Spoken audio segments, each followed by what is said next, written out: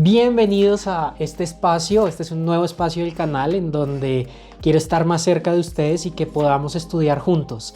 La idea es ir a través de estas 20 preguntas que estoy seguro les van a hacer en exámenes de microbiología.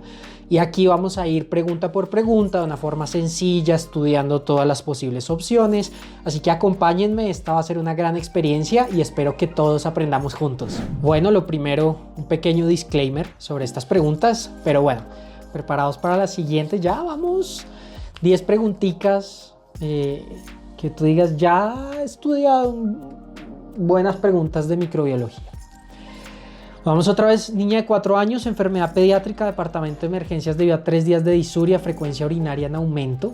O sea, probablemente tiene una infección de vías urinarias, está completamente entrenada para ir al baño. Y los padres mencionan que se queja cada vez que orina. La paciente no ha tenido fiebre, ni vómitos, ni diarrea. Se obtiene una pequeña cantidad de orina mediante recolección limpia. Esto es lo que se debe hacer en sospecha de infección urinaria. Tomamos un poquito de orina, la llevamos al laboratorio y vamos a ver si tiene bacterias o virus. Perdón, si tiene bacterias. Debido al volumen limitado solo se realizan análisis de orina. Orinó muy poquito, esto es muy frecuente en pediatría. Es difícil sacar orina con los niños. Usualmente en estas edades tan pequeñas se suele sondear, se mete esa sonda urinaria. Lo que pasa es que esto es un bien traumático para los niños.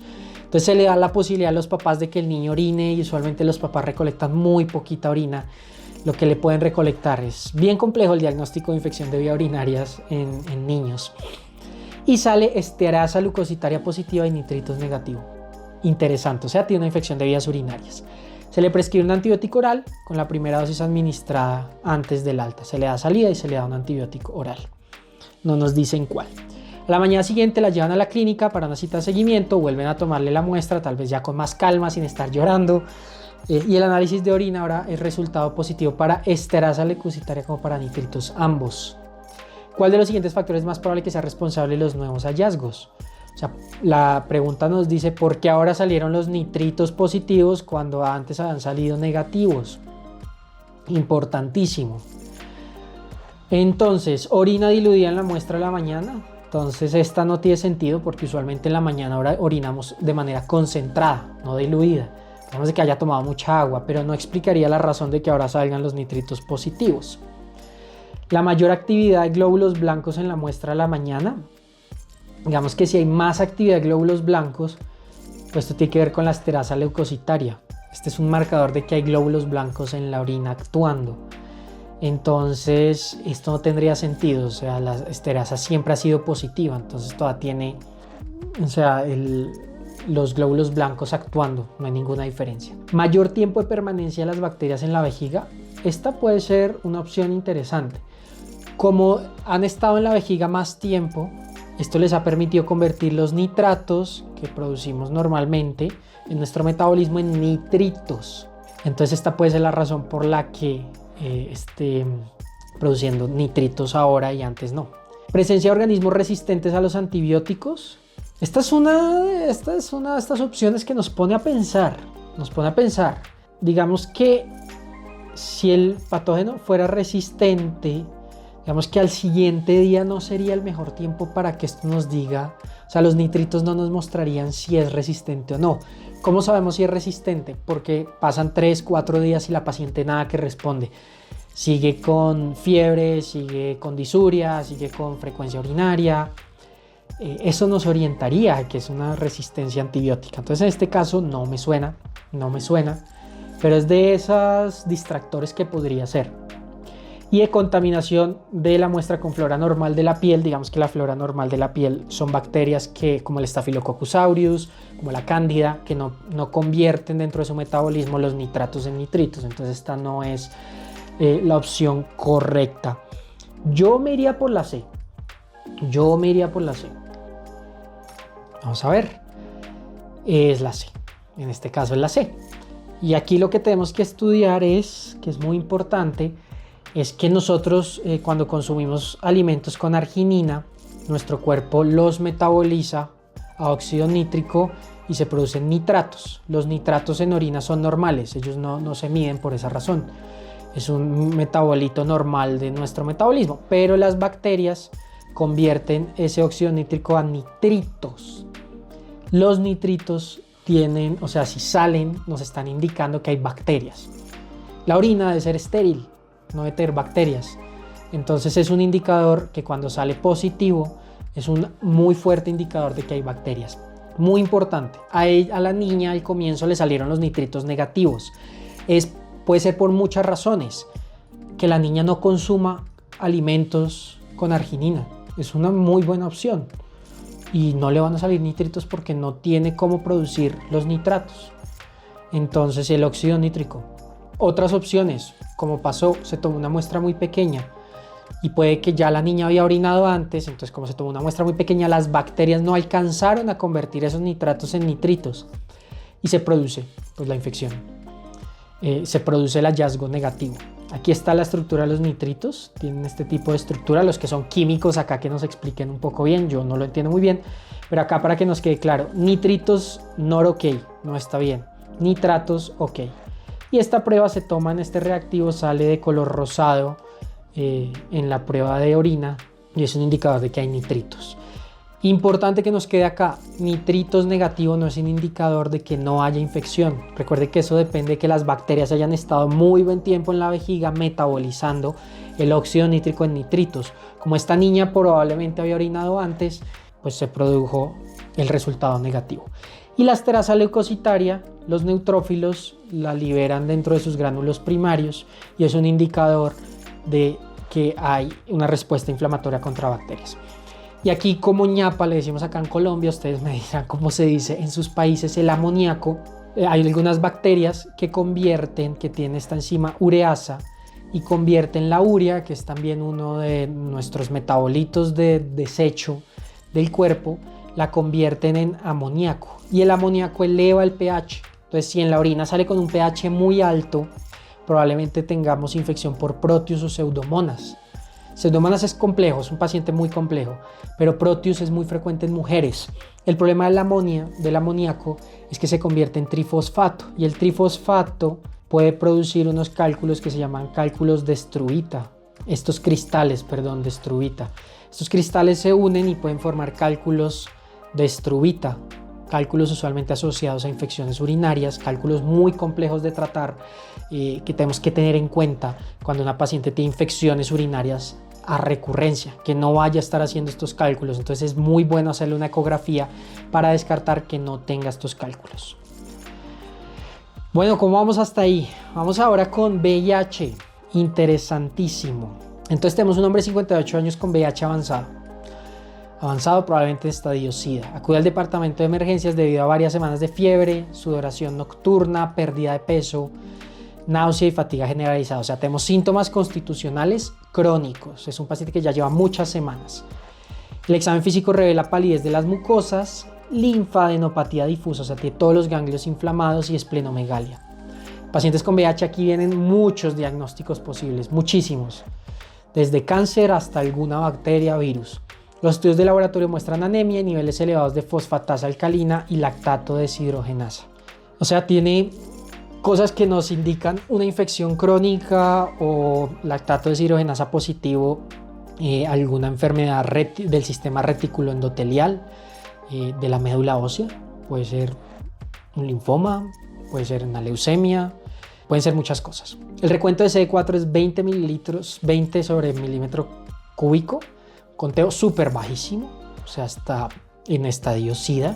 La biopsia, entonces le hace una biopsia de médula ósea. Nuevamente aquí con estos síntomas nos hace pensar en sistema reticuloendotelial, o sea, tiene los ganglios inflamados y tiene lactato deshidrogenasa positivo, tiene anemia, o sea, algo pasa con la médula ósea y con el sistema linfático. Y muestra histiocitos epitelioides, o sea, una célula del sistema inmune con citoplasma espumoso, y numerosos organismos intracelulares ácido alcohol resistentes. O sea, estamos hablando de una infección del sistema reticuloendotelial. La prueba de amplificación de ácidos nucleicos para Mycobacterium tuberculosis es negativa, pues evidentemente lo que primero pensamos con organismos intracelulares ácido alcohol resistentes es el Mycobacterium tuberculosis en un paciente con VIH avanzado, pero nos preguntan cuál de las siguientes patógenos es la causa más probable de la enfermedad de este paciente. Entonces, empecemos a pensar. Cryptococcus neoformans es un patógeno ácido alcohol resistente, no. Es un patógeno que usualmente se ve con tinta china, es un hongo Y lo que suele causar no es toda esta infección del sistema reticuloendotelial, sino meningitis en pacientes con el sistema inmune debilitado. Una meningoencefalitis terrible, una infección del cerebro que usualmente es mortal, muy compleja de tratar. Suscríbete. Cryptosporidium parvum, ya lo vimos anteriormente en otra pregunta. Esto usualmente causa diarrea crónica varias semanas, pero no explicaría todo el resto de hallazgos de la infección del sistema reticuloendotelial. Sí se tiñe ácido alcohol resistente, ya lo hemos visto en la anterior pregunta, pero no es, usualmente causa diarrea, diarreas crónicas o subagudas. Legionela, la enfermedad de los legionarios, usualmente la legionela es una bacteria gram negativa intracelular, pero causa síntomas gastrointestinales o puede causar síntomas pulmonares. Entonces yo no pensaría que esta fuera una buena opción. Legionela no me parece una buena opción en este caso. Es intracelular, alineado a la pregunta, pero no causaría linfadenopatías, esplenomegalia, esperaríamos diarrea, tos, no me suena. Mycobacterium avium, MAC. Este suena como muy probable porque en pacientes inmunosuprimidos, Mycobacterium avium se disemina a través del torrente sanguíneo y se va hacia el sistema linfático. Sí causa fiebre, pérdida de peso, náuseas, fatiga, todos los síntomas constitucionales. Y la médula ósea sí suele mostrar organismos intracelulares ácido alcohol resistentes. Entonces yo creo que probablemente se trate de un Mycobacterium avium. La otra posibilidad es Mycobacterium marinum. Muy buena posibilidad. Mycobacterium marinum puede causar lo que acabamos de mencionar, pero usualmente causa infecciones en piel. Y el paciente no tiene infecciones en piel. No me suena. Mycobacterium marinum sí puede causar infecciones como abscesos, infecciones de la piel. O sea, si estuviéramos hablando de este mismo paciente, pero algo en piel, no en sistema reticuloendotelial, esta podría ser una opción, pero yo la descartaría. Inocardia, este es súper interesante porque este es ácido alcohol resistente, también intracelular, pero nocardia le encantan los pulmones, se va a los pulmones, entonces causa neumonías. Y también se puede ir al cerebro y causa abscesos cerebrales. Entonces no es, desde mi perspectiva, una buena opción de infección del sistema reticuloendotelial. Entonces yo creo que nos iríamos con Mycobacterium avium. Y en este caso es correcto. ¿Cómo les fue en estas? Estas preguntas difíciles, pero aquí para que estudiemos esta infografía de las bacterias no tuberculosas, micobacterias no tuberculosas que podemos pensar en pacientes con el sistema inmune debilitado. Entonces usualmente estas bacterias viven en todas partes, incluso en el agua. No sé si han visto el agua del lavamanos, el tubo, el desagüe, ahí se forma como un biofilm. Ahí usualmente está Mycobacterium, no tuberculosos. Se clasifican en dos grupos que crecen rápidamente de crecimiento lento, dependiendo si es más de 7 días o menos de 7 días. Y también tiene otra clasificación que es la clasificación de Runyon, que se dividen en fotocromogénicos o escotromogénicos, o no cromogénicos, dependiendo de la cantidad de pigmentos que produzcan ante la exposición a la luz. Se transmiten por infección por aerosoles, muy parecido a Mycobacterium tuberculosis, pero nuevamente usualmente están en el agua. Entonces el paciente usualmente tiene pues algún contacto con el agua, como una bañera, aquí en la regadera, que pues es totalmente normal, o sea, está en el agua, es ubicuo, es un patógeno ubicuo. Se ingiere, pero también por inoculación por la piel, como digamos Mycobacterium marinum puede infectar la piel. No hay transmisión humano-humano o animal-humano, por lo tanto no es una infección de transmisión no comunicable. ¿Y qué tenemos que tener en cuenta entre los síndromes clínicos? Cuando estamos hablando de infección pulmonar tenemos que pensar en MAC, como pueden dar linfadenitis MAC. Entonces, infección pulmonar y sistema reticuloendotelial, pensemos en Mycobacterium avium complex. Y si nos hablan de infecciones en piel, huesos, pensemos en los otros microorganismos. Fortitum, Chelonae, Marinum, abscesos, ulcerans, dentro de las posibilidades. Infecciones diseminadas, pensemos otra vez en el MAC, Mycobacterium avium, y otras como abscesos, Chelonae y Kansasi. Estas son usualmente las más frecuentes. Pregunta bien difícil. Bueno, vamos. Entonces, investigaciones realizadas después de una epidemia de influenza que afectó a poblaciones de varios continentes concluyeron que la causa es una cepa viral nueva desde el punto de vista antigénico, que contiene moléculas de hemaglutinina y neuraminidasa de origen animal. Entonces estamos hablando que hubo una epidemia de influenza que tuvo un cambio de los antígenos de su hemaglutinina y neuraminidasa, probablemente de origen animal. O sea, se recombinó un virus humano con un virus animal y se produjo una nueva cepa de influenza. Se mostró una reordenación de materiales genéticos durante la coinfección entre el virus de la influenza humana y el virus de la influenza aviar. Entonces se reordenó el material genético, o sea, cogió un pedacito del virus de la influenza aviar y un pedacito del virus de la influenza humana y produjo un nuevo virus, lo cual llevó a progenies con material genético de ambos virus. Esto pasa con el virus de la influenza comúnmente. ¿Cuál de los siguientes virus podría someterse a un proceso similar? El virus de la influenza no es el único virus que hace esto de mezclarse con los animales, mezclar virus y producir nuevos. Tenemos que pensar en los virus que tienen genomas segmentados. Entonces son virus que cuando los vemos, su genoma tiene varios segmentos y entonces cuando se juntan con otro virus, aquí vamos a hacerlo de otro color, cuando se juntan con otro virus, entonces el virus coge un pedacito de verde, un pedacito de amarillo y se termina produciendo un nuevo virus que tiene un pedacito de verde y un pedacito de amarillo. Esto se llama cambio antigénico. ¿Qué virus producen eso? Son muchos grupos, pero la hepatitis C no, el papiloma humano no, el sarampión no, el polio tampoco. El que sí suele hacer esto son la familia de reovirus o los rotavirus. Entonces nos vamos a ir con esta opción. Y efectivamente es el rotavirus. Entonces hay dos conceptos que nos van a preguntar en los exámenes de microbiología, que son el concepto de deriva antigénica y cambio antigénico. Cambio y deriva son dos conceptos diferentes. Deriva antigénica significa que el virus va acumulando mutaciones y esas pequeñas mutaciones producen un cambio diferente. El COVID es el clásico ejemplo de deriva antigénica. El virus del COVID va produciendo mutaciones y se van produciendo nuevos virus. Entonces, si nos preguntan un virus que haga deriva antigénica, de una vez pensamos en el virus del COVID. Cambio antigénico es muy característico del de la influenza. Entonces tenemos humano y gripe aviar, como en el ejemplo. Estos virus terminan infectando, por ejemplo, al puerco y al cerdo, y el cerdo recombina el virus y termina produciendo un virus que tiene pedacitos de uno y del otro. Esto es cambio antigénico. Entonces, si nos preguntan por virus de cambio antigénico, pensemos en estas familias. Polideneviridae, esta es una de las familias que usualmente es de huésped animal, entonces no nos la van a preguntar. Arenavirus, el arenavirus sí puede causar infección humana, es un virus súper complejo, el buniavirus también.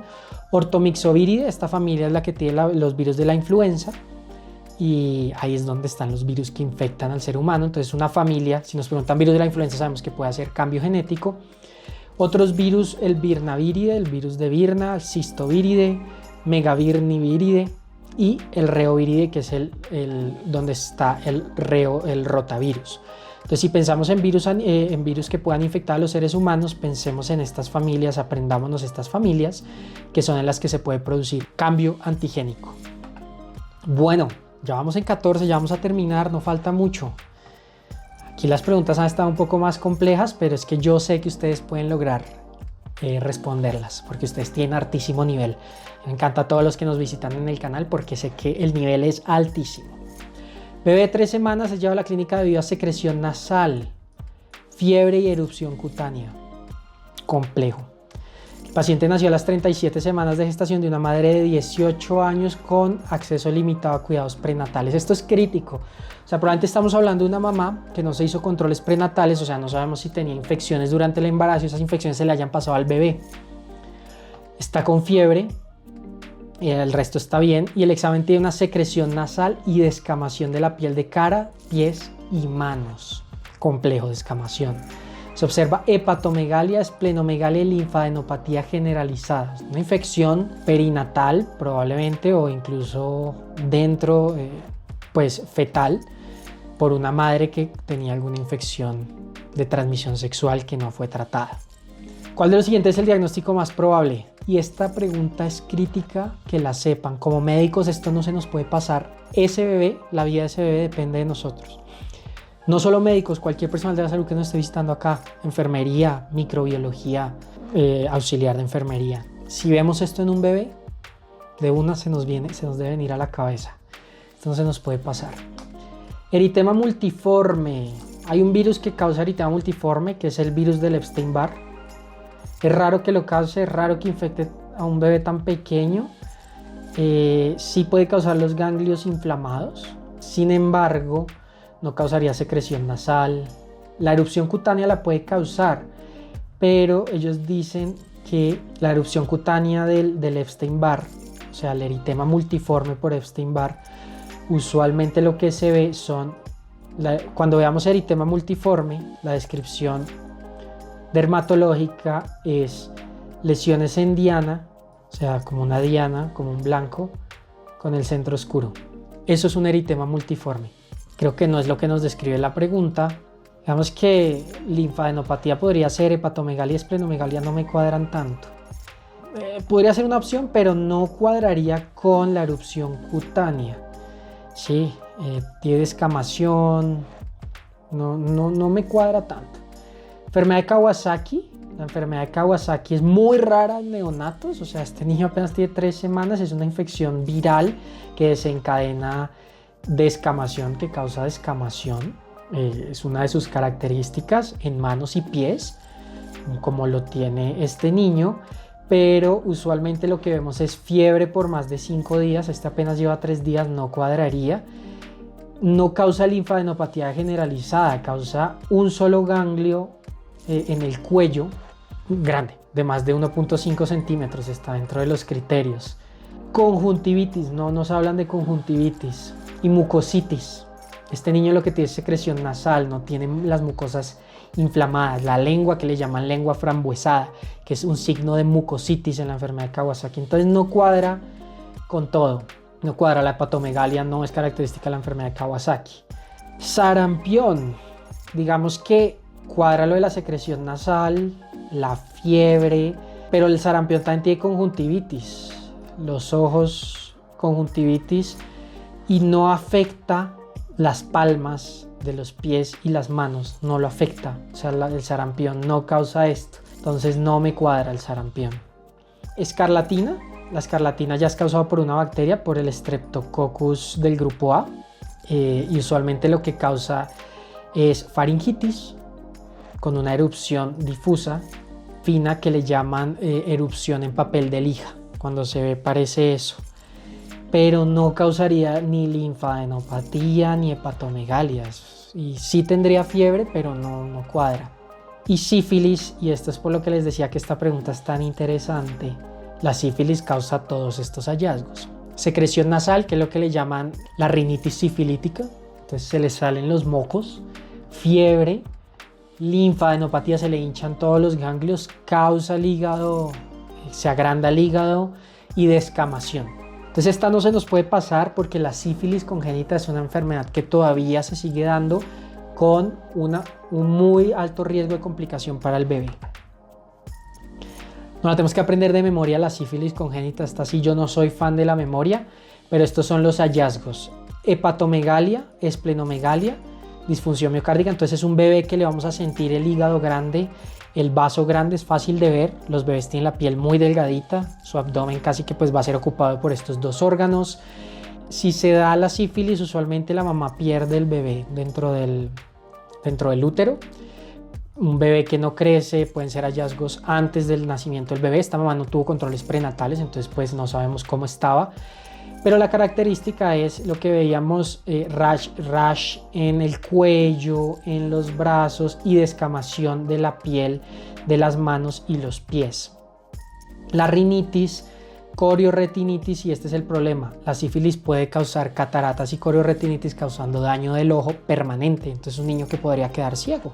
Y puede causar parálisis del sistema nervioso central, convulsiones y neurosífilis, lo cual pues causaría un daño para toda su vida. Hepatoesplenomegalia, ya lo vimos, puede causar neumonía, alteraciones de los huesos, que se ve una periostitis. Si le llegan a tomar una radiografía se va a ver periostitis, que es la inflamación del periósteo del hueso. Y en los exámenes de sangre se ve anemia, pleiocitosis, elevación del nivel si se toma una del líquido, una biopsia de líquido raquídeo. Si se toma líquido raquídeo, vamos a ver elevación de las proteínas y niveles elevados de aminotransferasa, lo que es concluyente con un daño hepático. ¿Qué vamos a ver? Descamación. Aquí está la descamación, la rinitis, la descamación, ¿sí? Lesiones erosivas. Este paciente tiene estos rash en su colita. Y lo que vemos acá, si se llega a tomar una radiografía, lo que vamos a ver es una reacción perióstica, la llaman los radiólogos, que es que el periósteo se ve todo blanquito. Y la característica de la sífilis, que es su rash maculopapular, como dan adultos, generalizado. Complicación, y pues este es un paciente que puede infectar a otras personas. La rinitis puede infectar entonces tenemos que tomar todas las medidas de cuidado. Esa estuvo difícil, pero es muy importante aprender de la sífilis congénita. Bueno, vamos con la siguiente. Los investigadores analizan la estructura del ciclo de replicación del VIH para encontrar nuevos objetivos terapéuticos. Descubren que el virus codifica una glucoproteína grande que se divide en dos subunidades: la subunidad de superficie y transmembrana. Estas subunidades permanecen unidas de forma no covalente en el virión, y tras la activación de la proteína de superficie se producen cambios conformacionales en la subunidad transmembrana que expone el núcleo funcional interno. Estas son las preguntas que hace el profesor cuando nos quiere rajar. Pero la parte clave de esta pregunta es esto: tras la activación de la proteína de superficie se producen cambios conformacionales en la subunidad transmembrana que expone el núcleo funcional interno. El VIH tiene varios ciclos, tenemos que entender muy bien el ciclo del VIH. Entonces, el ciclo del VIH primero se une, luego se fusiona, luego sucede la fusión, luego se libera el contenido viral, la liberación, luego sucede la retrotranscripción con la transcriptasa reversa, luego la integración, que es la integración del contenido genético del virus a nuestro genoma, luego sucede la transcripción, ese contenido se transcribe, luego se traduce, las dos transcripción y traducción, luego se ensambla y luego ese virus ensamblado madura, la maduración. Esas son las fases del VIH. Si nos están hablando de cambios conformacionales que exponen el núcleo funcional interno, nos están hablando de la fusión. Aquí me lo borro, pero pues estamos hablando de la fusión. Es decir, que el virus se fusiona con la célula. Se desarrolla un fármaco novedoso que se une selectivamente y previene el funcionamiento normal de la subunidad transmembrana, interfiriendo con el ciclo de replicación viral normal. Este agente inhibe cuál de los siguientes procesos virales. Entonces ya nos estaban hablando en toda esa retahíla compleja de un medicamento que funciona causando un daño en la fusión del virus. Entonces, ¿es la unión? No, entonces esta no es. ¿Es la gemación? La gemación sucede entre el ensamble y la maduración. No es la gemación. Es la escisión de poliproteínas. Esto sucede en la maduración, que se cortan las poliproteínas a través de una proteasa. Esta es la maduración, entonces no es ahí. Entrada del núcleo viral en la célula del huésped. Estábamos hablando de fusión, que es la entrada del virus. Entonces probablemente sea esta. Integración. Entonces estamos viendo que la integración pues no es la fase, estamos hablando de la fusión. Síntesis de ADN, que esta es la traducción, pues sabemos que no es esta fase. Y transcripción del ARN mensajero a partir de ADN, que es la retrotranscripción, que es esta fase. Tampoco estamos hablando de la fusión, por lo tanto sería la D. Es una pregunta muy difícil, pero que si sabemos muy bien las fases del ciclo de VIH, en nuestro canal tenemos un video en donde están todas las fases, vamos a responderla adecuadamente. En este caso es la correcta y nos tenemos que aprender el ciclo del VIH. Ya lo mencionamos, pero tenemos la unión, luego el virus se fusiona, luego viene la transcripción reversa, convertir de ADN en ARN, luego lo integramos, luego suceden las dos transcripción y traducción, luego el virus se ensambla, ¿sí? Para producir pues la producción de nuevos virus, en inglés le llaman budding, y luego el virus a través de un proceso de gemación sale y ahí sucede su fase final, que es la maduración, en donde la proteasa corta las proteínas y termina produciendo las proteínas adecuadamente. En YouTube hay centenares de videos de este proceso, pero si tenemos esas fases claras, vamos a romperla en el examen. Y los medicamentos se pueden usar en cualquiera de esas fases. Entonces yo puedo bloquear la unión. Aquí hay ejemplos. Nos podemos aprender el Maraviroc, que es uno de los medicamentos más comunes. Bloqueadores de la fusión, que era lo que estábamos hablando ahorita, que es el Enfuvirtide. Ese es el medicamento del que estábamos hablando en la pregunta. Bloqueadores de la transcriptasa reversa, que es donde actúan la mayoría de medicamentos para VIH. El más común, la acidobudina, que fue el primer medicamento para VIH. Pero pues hay un montón de medicamentos ahí que tienen mecanismos de función diferentes, no nucleosídicos y nucleosídicos. De la integrasa, que atacan en la fase de integración, raltegravir, dolutegravir, y los inhibidores de la proteasa, como el ritonavir, saquinavir, lopinavir, que son medicamentos que se usan usualmente en pacientes con VIHs bien complejos, VIHs bien resistentes. Usualmente pues el esquema de VIH es 2 inhibidores de transcriptasa reverso con un bloqueador de integrasa. Entonces, por ejemplo, la mibudina, efavirenz con raltegravir. Ese es usualmente el esquema. Se usan 3 medicamentos de todos estos. Y pues ya el infectólogo es el que decide cuál usa dependiendo del patrón de resistencia del paciente. Bueno, muchísimas gracias si llegaron hasta acá. Suscríbanse, díganme qué otros temas les gustarían, preguntas para comenzar a hacerlos. Denle like a este video, comenten qué les gustaría. Y nada, sigamos estudiando juntos, aprendiendo. Estamos subiendo podcasts para que también puedan aprender sobre el maravilloso mundo de la medicina. Muchísimas gracias.